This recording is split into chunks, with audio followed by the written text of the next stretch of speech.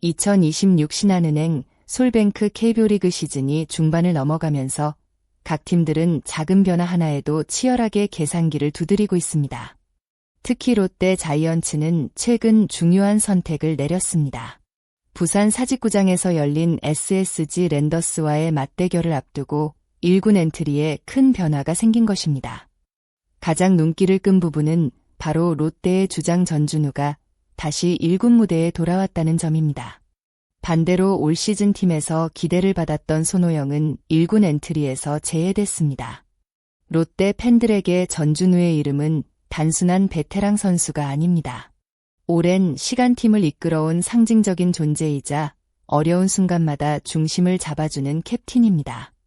하지만 올 시즌 전준우 역시 쉽지 않은 시간을 보냈습니다. 시즌 초반 기대와 달리 타격감이 살아나지 않았고 결국 지난달 19일 1군 엔트리에서 제외되는 아픔을 겪었습니다. 당시 전준우는 52경기에서 40안타, 2홈런, 타율 0.225, OPS 0.567이라는 기록을 남기며 자신의 이름값에 비해 아쉬운 모습을 보여줬습니다. 하지만 전준우는 그대로 무너지지 않았습니다. 퓨처스리그에서 다시 감각을 끌어올리기 위해 노력했고 20경기에서 20안타와 2홈런, 16타점, 타율 0.357, OPS 0.929라는 뛰어난 성적을 기록하며 복귀 가능성을 높였습니다.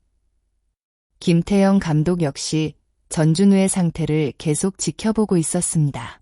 당장 복귀시키기보다는 팀 상황과 타이밍을 신중하게 판단하려 했지만 결국 하루 만에 결단을 내렸습니다. 엔드코트, 한 번은 올리려고 했다.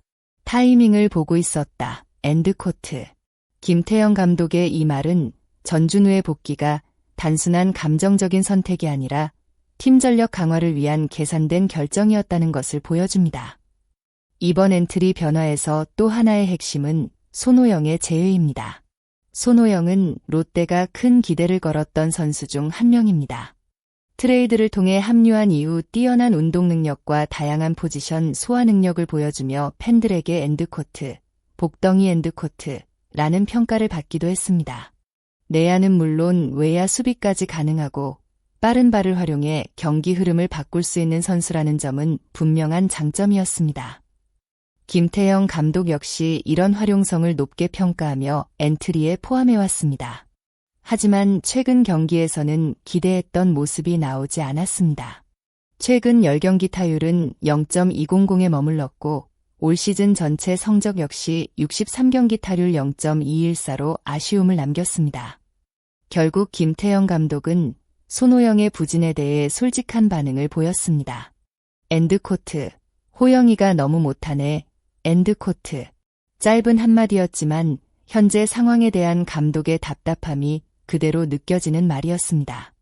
김태형 감독은 이어서 손호영의 장점을 인정했습니다.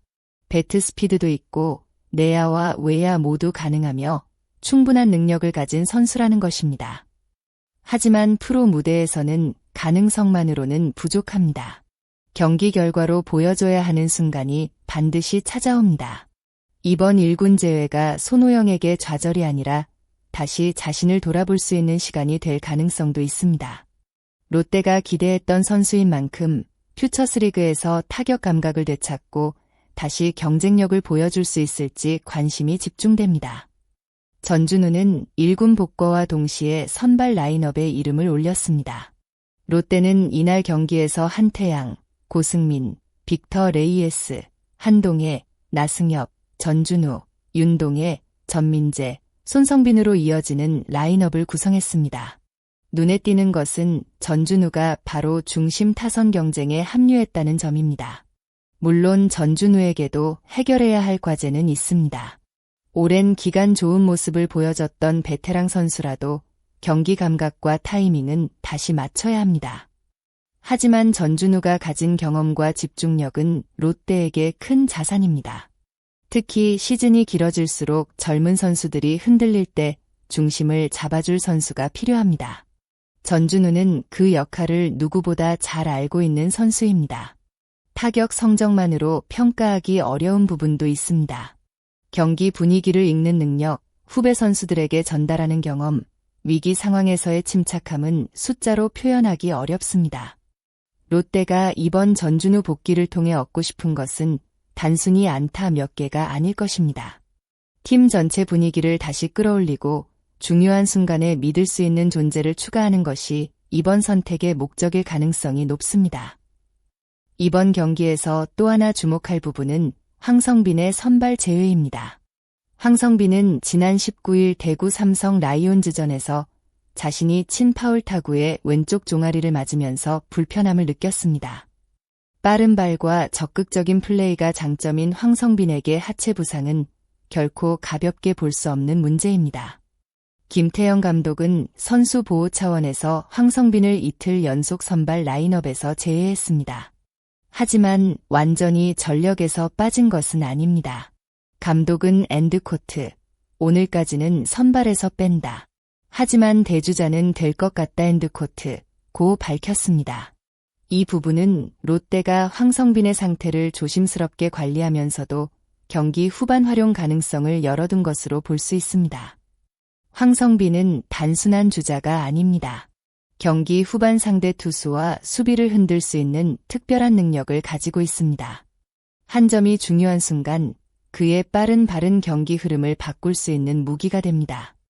따라서 롯데는 무리하게 선발 출전시키기보다 필요한 순간 활용하는 전략을 선택한 것으로 보입니다. 프로야구 한 시즌은 수많은 선택의 연속입니다. 누군가는 좋은 흐름을 이어가고 누군가는 잠시 2군에서 재정비하는 시간을 갖습니다. 롯데 역시 지금 중요한 갈림길에 서 있습니다. 손호영의 부진, 전준우의 복귀, 황성빈의 관리까지 이번 엔트리 변화는 단순한 선수 교체 이상의 의미를 가지고 있습니다. 김태형 감독은 현재 팀에 가장 필요한 것이 무엇인지 판단했고 경험과 안정감을 선택했습니다. 전준우가 과연 복귀 첫 경기부터 예전의 강한 모습을 보여줄 수 있을지는 지켜봐야 합니다. 하지만 분명한 것은 롯데가 다시 한번 분위기 전환을 위해 움직였다는 점입니다. 손호영 역시 다시 기회를 얻기 위해 준비할 것입니다. 한때 기대를 받았던 선수인 만큼 이번 시간이 새로운 반등의 계기가 될 수도 있습니다. 야구는 결국 결과로 평가받지만 과정 속에서 만들어지는 변화도 중요합니다. 롯데가 이번 선택을 통해 다시 상승 흐름을 만들 수 있을지, 그리고 캡틴 전준우가 팀의 새로운 활력을 불어넣을 수 있을지 팬들의 관심이 집중되고 있습니다. 앞으로 펼쳐질 롯데의 경기에서 어떤 변화가 나타날지 함께 지켜보면 좋겠습니다. 끝까지 영상을 시청해주신 모든 팬 여러분께 진심으로 감사드립니다. 여러분은 이번 전준우의 1군 복귀 결정에 대해 어떻게 생각하시나요? 손호영은 다시 반등할 수 있다고 보시나요? 또 황성빈의 빠른 발이 경기 후반 롯데에게 큰 도움이 될 것이라고 생각하시나요? 여러분의 생각을 댓글로 자유롭게 남겨주세요. 이 영상이 재미있고 도움이 되셨다면 좋아요와 구독 부탁드립니다. 앞으로도 롯데 자이언츠와 KBO 리그의 흥미로운 소식, 깊이 있는 분석으로 찾아오겠습니다. 시청해주셔서 감사합니다. 다음 영상에서 다시 만나겠습니다.